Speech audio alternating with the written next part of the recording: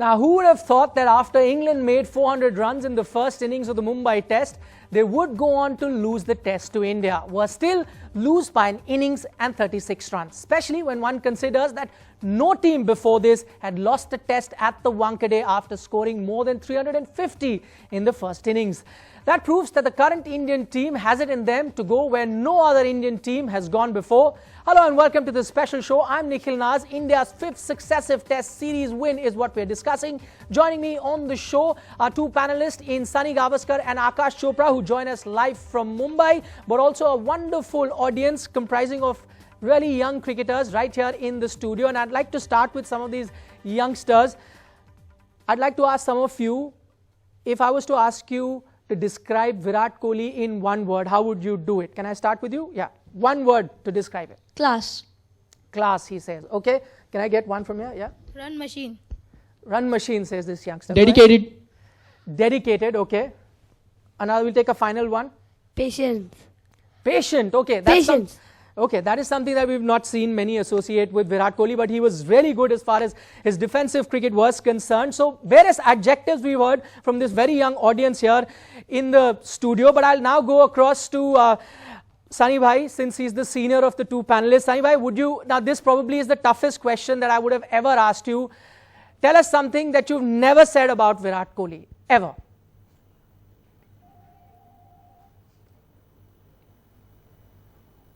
You mean in one word or?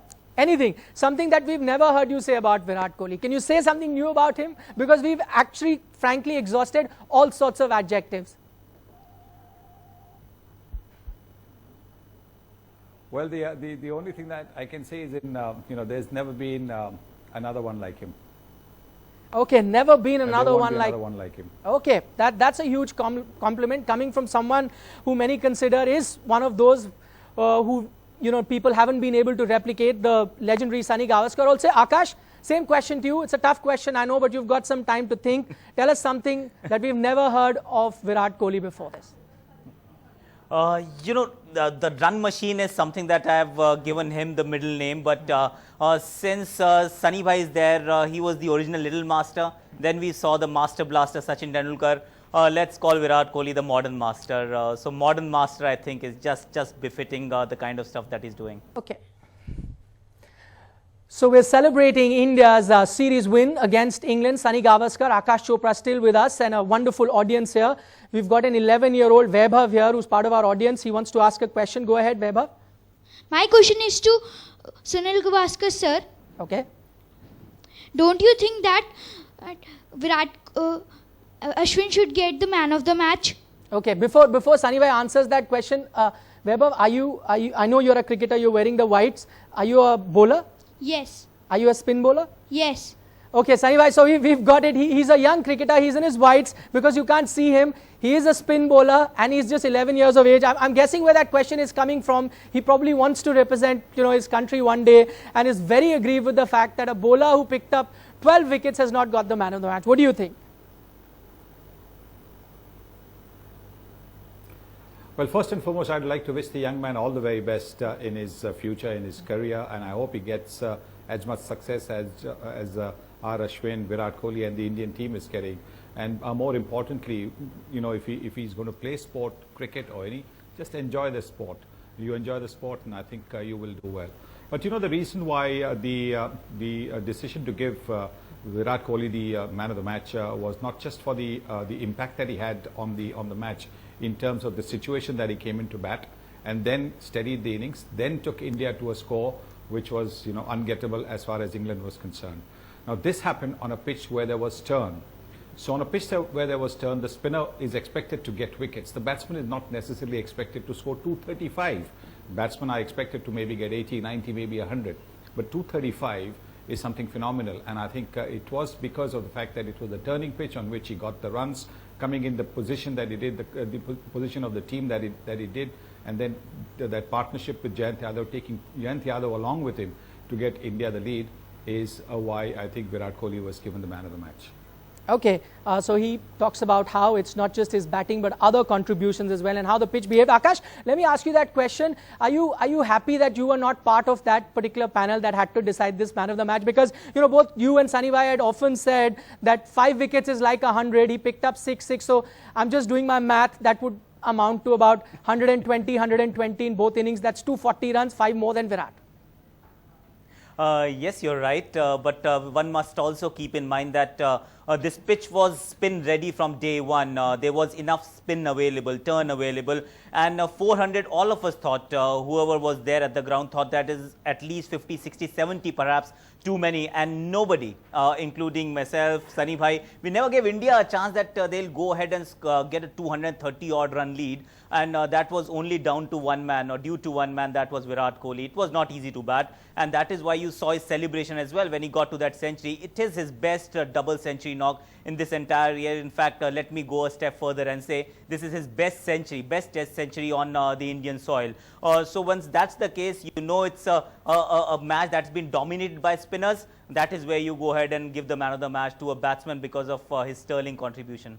Okay, not just his best double 100 as Akash says. In fact, Virat came to the press conference and said that this series win is the best that the team has achieved under him. Sunny Bhai, would you agree? Virat's rated this as the sweetest series win under his captaincy. Would you agree, looking at the competition, the team? Because many would say that England was kind of the bogey team with India having lost the previous 3 series to them.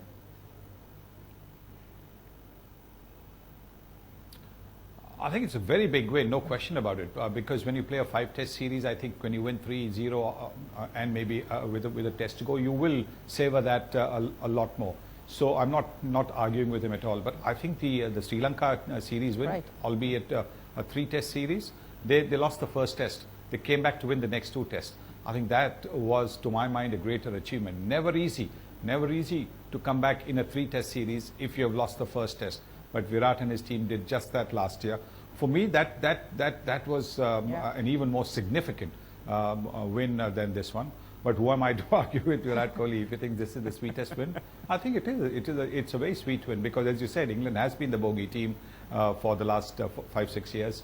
And therefore, this must have tasted really nice. Well, Sunny Bhai, you're absolutely bang on. Some of our sports journalists were putting our head and looking back at the series, and that Sri Lanka series win does look incredible. In fact, you were there. But I'm just looking at this competition, and we spoke about India versus England. And Akash, I'd like to pick your brains on this. Now, this was a suggestion that Sachin Tendulkar made very recently, and he quoted the example of India-England, where he said, you know, the gap between the series, if it shortened, if it could be played, let's say, within a month, it would be better because that's when you can actually judge the 2 teams. Right now, India's, you know, almost whitewashed England here. Also because England is not the same team that we saw them in 2014 when they lost to, when they won against India. Do you think there's merit in that idea of playing like back-to-back series? You play a series, when you go to England, a month later, England comes here. That way you can actually judge the teams better?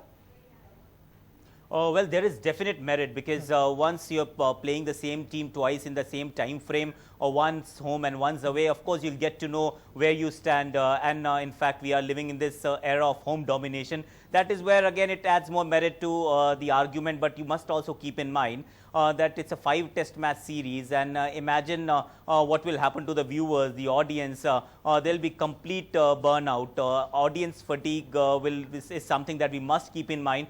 10 test matches between 2 teams in 3 or 4, 5 months, that is just a bit too much. And if you now truncate the series and make it a 3-test match series, it's never the same thing. So you can't have the cake and eat it too, but it's a tricky one. And I think that's the beauty of test cricket as well. And Sunny Bhai might just be the right man to answer because there is merit in also waiting and then going back after 3 or 4 years, rejuvenated and just go and settle some scores because that's when you know whether your country as a cricketing nation has progressed or not. Okay, so Akash speaks in favor of that. I mean, pros and cons he's listed out of that idea. And Sunny Bhai, as he mentions, we'd like to know your opinion as well. What do you make of this idea, like play it immediately? Because I'm just taking, let's say, an example of James Anderson. He's not the same bowler we saw in 2014. He has age. He's not the same thing. Do you see merit in that idea immediately? Maybe a few weeks gap between the 2? I think it'll be interesting to play a test series in England in the month of January in the bitter cold over there. I think it might be very, very interesting if you go to play a test series with back-to-back. Look, when you had a Keaton Jennings making his debut, a new player making his debut, there was excitement all round, not just amongst the England supporters, but also amongst the Indian cricket followers who wanted to see what it was about. So I think if you have fresh faces coming in, I think like Akash said, that's where the audience is going to be interested as well. Oh, this is because at the moment there has been this rivalry. But what if a series is where a team has won 5-0? Now, when that team, when the vanquished team goes to play, be it at home or wherever, there's not going to be the same interest, because there are sometimes clearly a team where team is better in all kinds of conditions, home and away, does not matter. And the audience interest, at the ground, on television, it'll all completely drop. No, I don't think that's a good idea. I think like the Ashes series, where there's a gap of 1.5 years between a home and away kind of situation. So if there's a series in 2016 in England, then the series in Australia is in 2017-18, and then the series in England is in 2020. I think that's the best way to go about it, because that way I think you have fresh faces coming in. Right. You give the time to the team that has lost to recover and get better. Akash, I'll start with you, because you had a great analogy on social media when you were looking at this jibe at James Anderson. Would you like to explain that to our television audiences as well? Anderson has taken 4 wickets in this series. Shami has taken 10. But it was a tongue-in-cheek, of course, comment that let's not talk about or correlate the conditions and his skill set, because we all know that Jimmy is a great bowler, but we all also know that it's not easy bowling in the subcontinent and taking as many wickets as he takes in England or in Australia. So similarly, when Virat Kohli goes there, it's not going to be the same. And when somebody is doing well, it's just dignified to appreciate it, acknowledge it, and say, well played, mate, you've been better, instead of just picking holes even when somebody is doing well. I thought that was in bad taste. Okay, and the best, many would consider this as part of sledging, and the best sledge that came James Anderson's way was from Graham Smith. He actually tweeted to say that, so is Jimmy Anderson trying to tell us that he can't bowl in Indian conditions? ? So that was tongue-in-cheek as well. I mean, taking a jibe at Anderson. Saiba, what's your view on this? I mean, I'm trying to play a devil's advocate. Anderson, of course, is also not the same bowler that he used to be. And Kohli, of course, has become a much better batsman than what we saw him in England.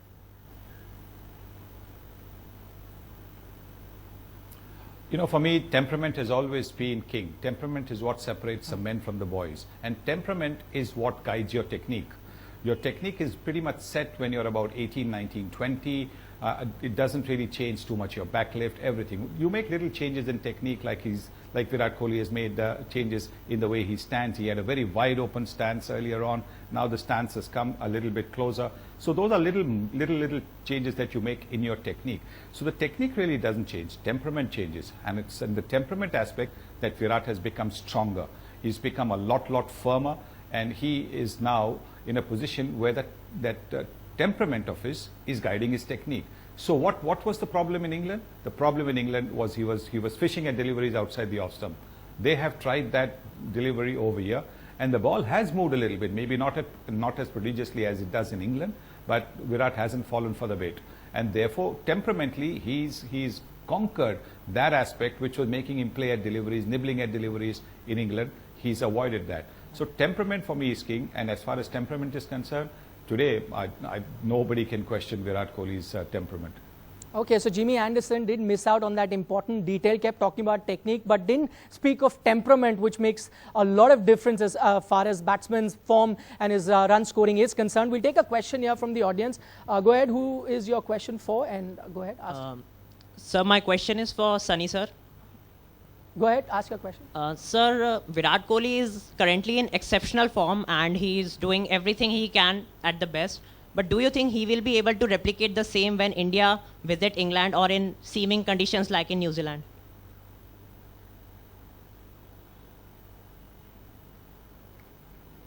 Well, in New Zealand, he's already done well. He's already got 100 in New Zealand against the New Zealand attack, which we all see, which we have all seen as a very incisive attack.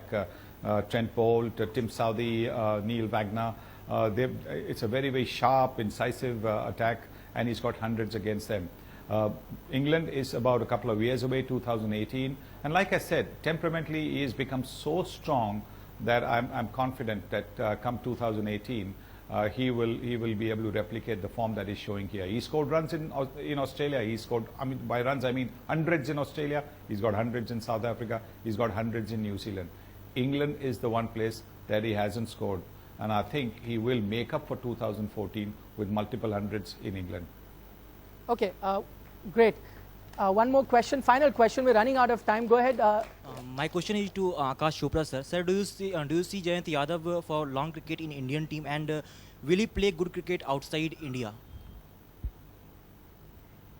Well, I think Jayant is a wonderful find. In fact, find of 2016 we can call him. He's a much better batsman than the number that he's currently batting at.